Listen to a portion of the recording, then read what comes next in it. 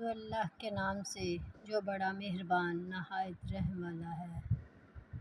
حضرت عبید بن فیروز رحم اللہ سے روایت ہے، انہوں نے فرمایا، میں نے حضرت برا بن عازب رضی اللہ عنہ سے کہا، مجھے بتائیے کہ رسول اللہ صلی اللہ علیہ وآلہ وسلم نے قربانی کے کس جانور کو ناپسند کیا ہے یا اس سے منع فرمایا ہے؟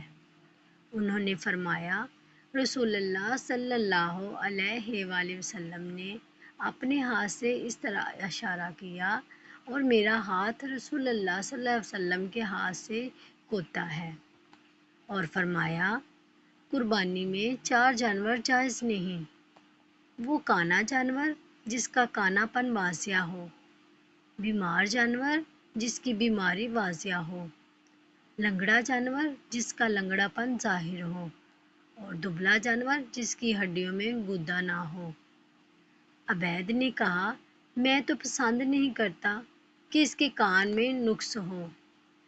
حضرت برا رضی اللہ عنہ نے فرمایا، جو چیز تمہیں پسند نہیں اسے چھوڑ دو، لیکن اسے کسی پر حرام نہ کرو۔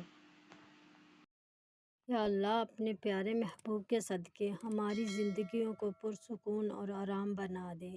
یا الہی، ہم سب کے گناہ معاف فرما دے، آمین۔